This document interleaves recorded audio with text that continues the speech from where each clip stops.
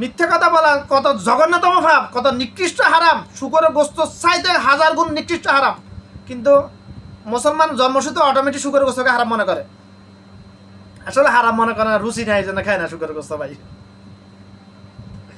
যদি হারাম মনে করে যদি না খাইতো, যদি আল্লাহ হারাম করছে এই জন্য না খাইতো, তাহলে যে আল্লাহ শুকরের গোস্ত হারাম করেছে ওই আল্লাহ তো সুদ হারাম করেছে, ঘুষ হারাম করেছে, দুর্নীতি, চাঁদাবাজি, সিন্ডিকেট হারাম করেছে, গিবত সবল করে হারাম করেছে, অন্য জানমাল হারাম করেছে না? তো এগুলা কি হারাম মনে করতেছে কি মুসলমান দাবিদার যারা? না, কারণ আসলে তারা মুসলমান নয়। ইমান, তাদের ইমান আছে কিন্তু তারা মুসলমান নয়। মুসলমান শব্দটার অর্থ হলো আল্লাহ রাসূল সাল্লাল্লাহু আলাইহি ওয়াসাল্লাম বলছেন মুমিনের জন্য দুনিয়া হলো জেলখানা। মুমিন আর মুসলমান দুইটা একই শব্দ। আল্লাহ পাক কোরআনে বলছে তোমরা মুসলমান না হয়ে আমার কাছে এসো না। আল্লাহ পাক বলে না তোমরা ইমানওয়ালা না হয়। মুসলমান হতে হলে তো অবশ্যই ইমান আনতে হবে আগে। ইমান আনা মুসলমান হওয়ার প্রথম ধাপ। এটা হচ্ছে মূল ফাউন্ডেশন,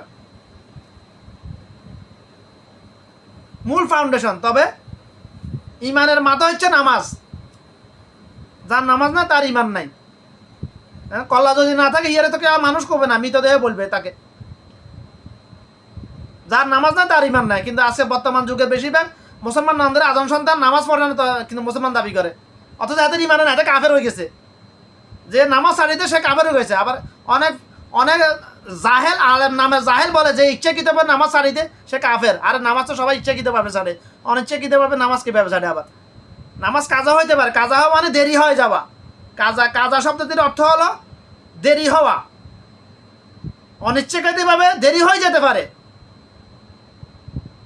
তার দেরি হওয়া যায় শুধুমাত্র ঘুমের কারণে, শুধুমাত্র ঘুমের কারণে দেরি হওয়া, নামাজ দেরি হয়ে গেলে এটা যায়, এটা মাফ করে দিবে আল্লাহ পাক, আশাবাদী।